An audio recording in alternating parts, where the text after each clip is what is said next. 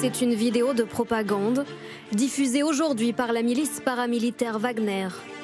Sur les toits en ruine de Bakhmout, des mercenaires, instruments de musique et drapeaux en main.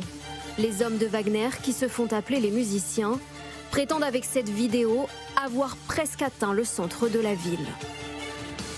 Dans l'est du pays, Bakhmout, épicentre des combats.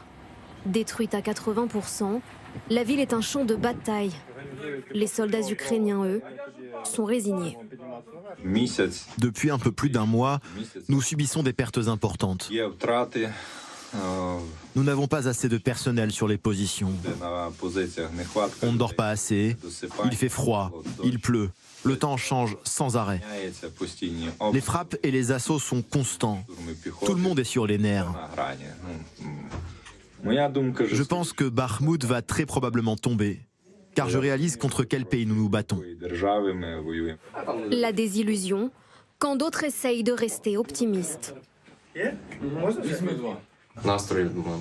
Nous sommes là, nous n'avons pas fui. Nous sommes tous là. C'est de cette force mentale dont nous avons besoin, parce que si le mental est mauvais, alors nous ne résisterons pas. Mais l'esprit est bon, nous allons traverser cette épreuve. Résister, alors que 3 des 4 routes qui permettent aux Ukrainiens d'approvisionner Bakhmout sont désormais coupées. Le président Zelensky, lui, prépare les Ukrainiens à la perte de la ville.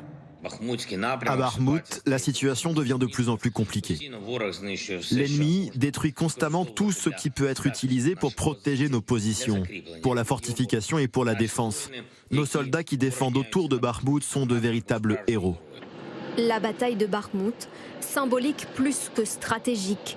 Objectif des autorités ukrainiennes, montrer qu'ils ont résisté, tenu le plus longtemps possible. Malgré le froid, l'obscurité et les frappes de missiles, l'Ukraine a persévéré et vaincu la terreur hivernale. Cette nuit encore, plus au sud, à Zaporijia, un missile s'est abattu sur cet immeuble d'habitation. Au moins 3 personnes ont été tuées. La Russie attaque et aujourd'hui la Russie se dit à son tour attaquée.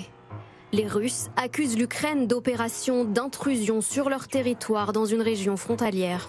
Des saboteurs ukrainiens qui s'en prendraient à des civils russes.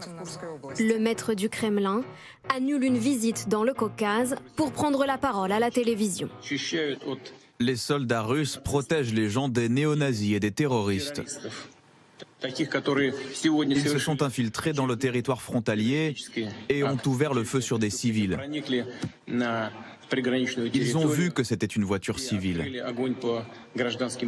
Ils ont vu qu'il y avait des civils et des enfants assis là à l'intérieur. Et ils ont ouvert le feu sur eux. Bilan selon les autorités, 1 mort et 1 enfant blessé.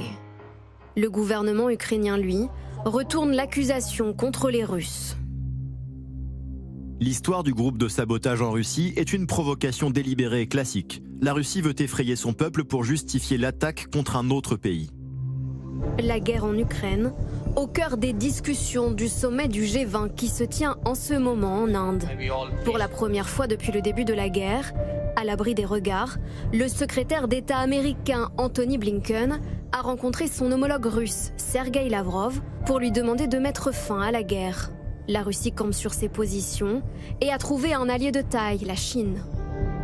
Nous avons unanimement rejeté les tentatives d'ingérence dans les affaires internes d'autres pays, d'imposer des approches unilatérales par le chantage et les menaces. Russie et Chine côte à côte annoncent déjà qu'elles ne signeront pas le texte final du G20.